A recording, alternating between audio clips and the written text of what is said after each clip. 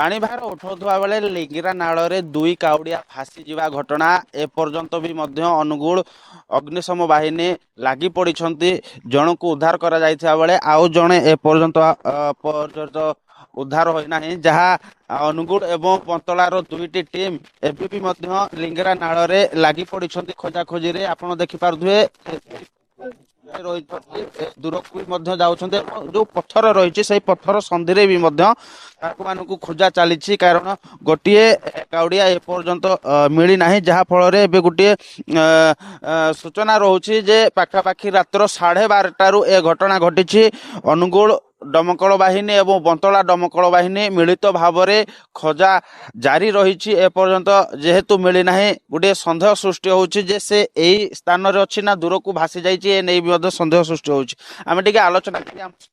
ଅନୁଗୁଳ ଦମକଳ ବାହିନୀର ଅଧିକାରୀ ରହିଛନ୍ତି। ଆଜ୍ଞା, କଣ କହିବେ? ରାତ୍ର 12:30ରୁ 2 କିଲୋମିଟର ଦୂର ଯୋଉଠୁ ସେ ପାଣି ଉଠଉଥିଲା ସେଠାରୁ 2 କିଲୋମିଟର ଦୂରକୁ ଭାସି ଯିବାର ଘଟଣାରେ ତାଙ୍କୁ ଉଦ୍ଧାର କରାଯାଇଥିଲା ଏବଂ ଏ ପର୍ଯ୍ୟନ୍ତ ଆଉ ଜଣେ ତାର ସୂଚନା ମିଳିନାହିଁ ବା ସେ ଏ ପର୍ଯ୍ୟନ୍ତ ଆগে ତାକୁ ଖୋଜା ଯାଇପାରି ନାହିଁ। କଣ କହିବେ ବିଷୟ ନାହିଁ?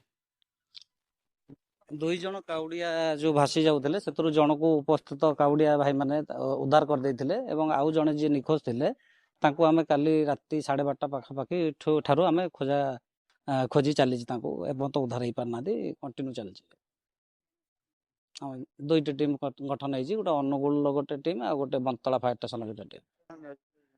8 ଜଣ କର୍ମଚାରୀ ନିୟୋଜିତ ହେଇଛନ୍ତି। କେତେ ବାଟ ଖୋଜା ଚାଲିଲାଣି? ଆହୁରି କେତେ ସମୟ ଧରି ଖୋଜା ଚାଲିବ? କେତେ ବାଟ ଚାଲିବ?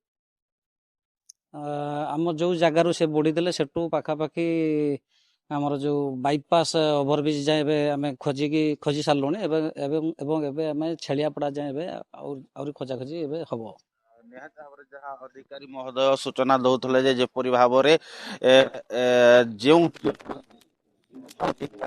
ପାଖାପାଖି 2 କିଲୋମିଟର ପର୍ଯ୍ୟନ୍ତ ଖୋଜା ଜାରି ଚାଲିଛି ଏବଂ ଆହୁରି ତାହାର ଆଗକୁ ବି ମଧ୍ୟ ଖୋଜିବା ପାଇଁ ଅଧିକାରୀ ମାନେ ପାଣି ଭିତରେ ପଶିଛନ୍ତି ଏବଂ ଖୋଜା ଜାରି ରହିଛି। ଯେ ପର୍ଯ୍ୟନ୍ତ ଯାକେ କାଉଡ଼ିଆର ପତା ମିଳିନାହିଁ ସେ ପର୍ଯ୍ୟନ୍ତ ଯାକେ ଖୋଜା ନେଇ ସୂଚନା ଦେଇଛନ୍ତି ଅନୁଗୁଳ ଅଗ୍ନିଶମ ବାହିନୀର ଅଧିକାରୀ। ଅନୁଗୁଳରୁ ରାଜେଶ ପାତ୍ରଙ୍କ ରିପୋର୍ଟ, MBC TV।